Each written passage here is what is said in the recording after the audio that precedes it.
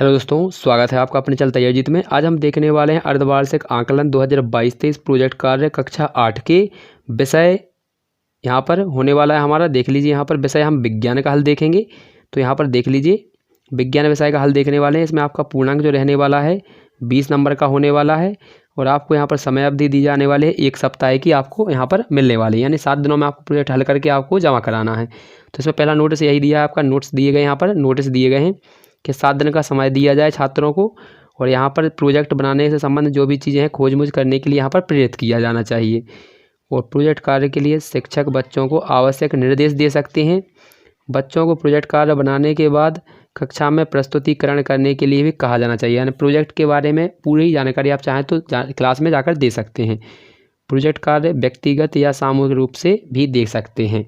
ये आपके यहाँ पर नोट से यहाँ पर जो इंस्ट्रक्शन दिए जाने थे। इसके बाद हम देखेंगे यहाँ पर यह हमारा विज्ञान का यहाँ पर रहने वाला है सॉल्यूशन।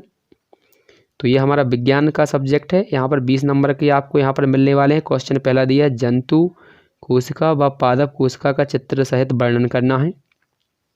सेकंड क्वेश्चन, मोमबत्ती को जलने के लिए हवा की ज़रूरत होती है, कैसे बताइए। तो इनके आंसर देखेंगे हम। तो पहला क्वेश्चन देख लीजिए, यहाँ पर चित्र बनाना तो आपका ये रहा। तो इसको अच्छे से आप चित्र बना लीजिएगा, या फिर आपकी पेपर में या फिर बुक में कहीं दिए गए हैं तो आप इनको पेपर कट करके भी आप यहाँ पर लगा सकते हैं। ठीक है, यहाँ पर जैसा आपको लिखा गया हो। तो ये हमारे जंतु कोशिका का यहाँ पर एनिमल सेल का यहाँ पर ये डायग्राम है। तो इसको आपको अच्छे से बना लेना है।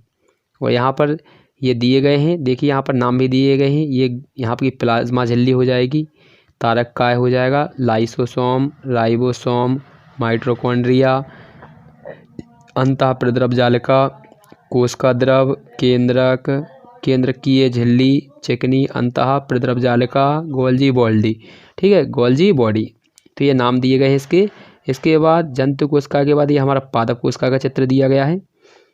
तो यहाँ पर ये पादप कोशिका यानी प्लांट सेल।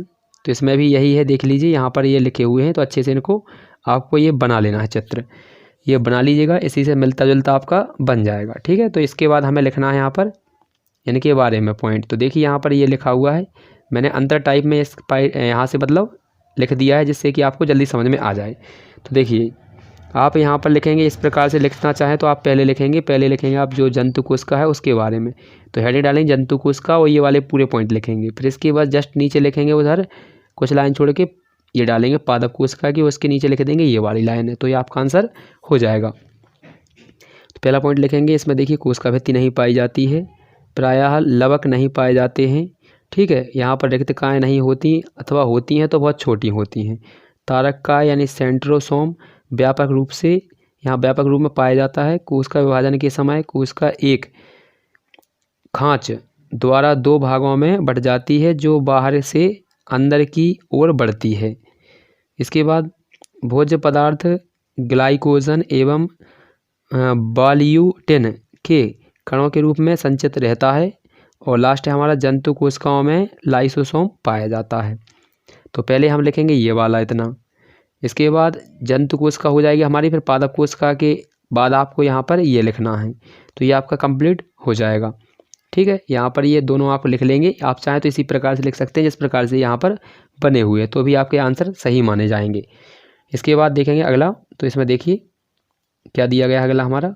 तो यहाँ पर सेकंड क्वेश्चन था हमारा जो हमसे पूछा है यहाँ पर। तो सेकंड क्वेश्चन में आपको क्या लिखना है, देखिए यहाँ पर उसको भी देख लेते हैं क्वेश्चन क्या दिया था पहले। तो ये रहा हमारा क्वेश्चन सेकंड।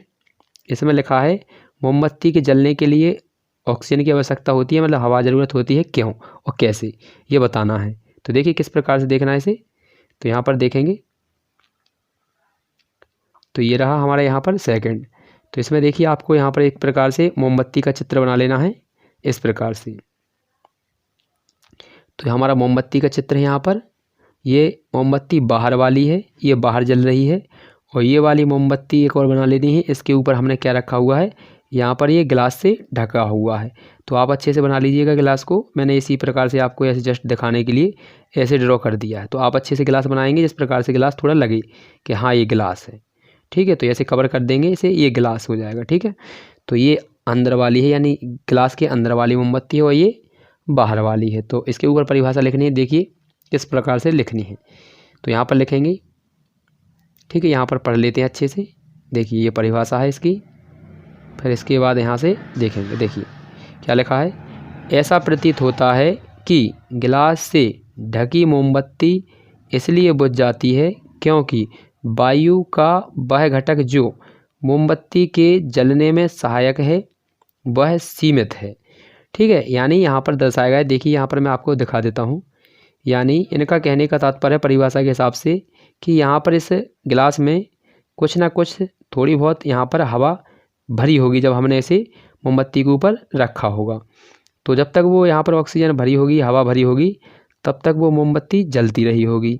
और जैसे ही इसमें हवा ख़त्म हुई होगी, यानी इसमें कार्बन डाइऑक्साइड यानी धुआं भर गया होगा, वैसे ही यहाँ पर ये मोमबत्ती जलना बंद कर देगी और मोमबत्ती बुझ जाएगी। यही बता रहे हैं इसमें परिभाषा में। तो देखिए यहाँ पर सुन लेते हैं फिर से और पढ़ेंगे थोड़ा। ठीक है, तो यहाँ पर लिखा है, ऐसा प्रतीत होता है कि गिलास से ढकी मोमबत्ती इसलिए बुझ जाती है क्योंकि वायु का वह घटक जो मोमबत्ती के जलने के सहायक है वह सीमित है और मोमबत्ती जलने से कुछ देर बाद समाप्त हो जाता है। यानी मोमबत्ती के जलने से जो उसमें हवा होगी तो वो उतने ही टाइम में जल गई होगी, जबकि दूसरी मोमबत्ती को लगातार वायु मिलती रहती है। यानी जो बाहर मोमबत्ती रखी हुई है, यहाँ पर देखिए मैं दिखा देता हूँ आपको। यहाँ पर ये वाली जो बाहर मोमबत्ती है, तो इसको क्या है, ये बाहर रखी हुई है, मतलब हवा में है, यानी इसके ऊपर कोई चीज़ नहीं रखी हुई है। तो इसको लगातार हवा मिल रही है। तो हवा मिलने से क्या होगा, इसे तो लगातार वायु मिलती रहती है। वायु का वह घटक है जो जलने में सहायक है, वह कौन सा है, ऑक्सीजन कहलाती है। ठीक है, तो इसलिए यहाँ से सिद्ध हो जाएगा आपका। तो आगे लिख देंगे आप, यहाँ पर क्या लिखेंगे, यहाँ पर लिख देंगे कि इसलिए यहाँ से हो जाएगा नीचे, यहाँ पर लिख देंगे, यहाँ पर लाइन। तो यहाँ पर लिखेंगे हम, क्या लिख देंगे, इससे सिद्ध होता है कि मोमबत्ती को जलने के लिए वायु की आवश्यकता होती है। बस इतना लिख देंगे आप नीचे। तो आपका यहाँ पर एक प्रोजेक्ट जो कार्य का है तो यहाँ पर कंप्लीट हो जाएगा। यदि आपने पिछले वाले वीडियो नहीं देखे हैं तो पिछले वाले वीडियो का यहाँ पर हल आपको दिख रहा होगा स्क्रीन पर, तो आप उसको भी देख सकते हैं। यहाँ पर ये वाला हमारा यहाँ पर देख लीजिए, ये किसका है, हमारा विज्ञान का। तो यहाँ पर ये विज्ञान का सल्यूशन है। तो हमने कक्षा 8 का हिंदी गणित यानी मैथ, हिंदी गणित अंग्रेजी यानी इंग्लिश, और यहाँ पर आपका ये विज्ञान का तो हो ही गया। तो इतने का हमने पूरा हल कराया हुआ है। इसके वीडियो आपको यहाँ पर दिख रहे होंगे, तो आप इन पर क्लिक करके पिछले वाले वीडियो का हल देख सकते हैं। यदि आपने अभी तक चैनल को सब्सक्राइब नहीं किया है तो सब्सक्राइब कर लीजिएगा, साथ ही साथ जो लाइक है उसे भी कर दीजिए लाइक। तो मिलते हैं अगले वीडियो में, तब तक के लिए जय हिंद जय भारत। और एक और आपकी यहाँ पर जो भी आपके पेपर आने वाले हैं तो उनका भी सलूशन आपको बहुत जल्द दिया जाएगा। तो उसके लिए भी आप यहाँ पर वीडियो के एंड तक बने रह सकते हैं। अगले वाले वीडियो में हम यहाँ पर देखेंगे संस्कृत का हल। यहाँ पर संस्कृत में आपका यहाँ पर दिए गए हैं, तो इसका भी बहुत जल्द आपका हल आने वाला है। तो इसके लिए भी आप ना भूलें देखना। तो आप इसके लिए इस चैनल को सब्सक्राइब कर लीजिएगा, तो इससे क्या है कि आपको पूरा यहाँ पर मिल जाएगा। तो एक बार और देख लेते हैं इसको किस प्रकार से था। यहाँ पर ये जंतु कोशिका का चित्र, ये पादप कोशिका का, इसके बाद आपकी यहाँ पर ये परिभाषाएँ, और यहाँ पर ये डायग्राम, इसके बाद ये आंसर। तो इसने में आपका यहाँ पर कंप्लीट हो जाएगा। तो आशा है कि आपने अच्छे से लिख लिया होगा।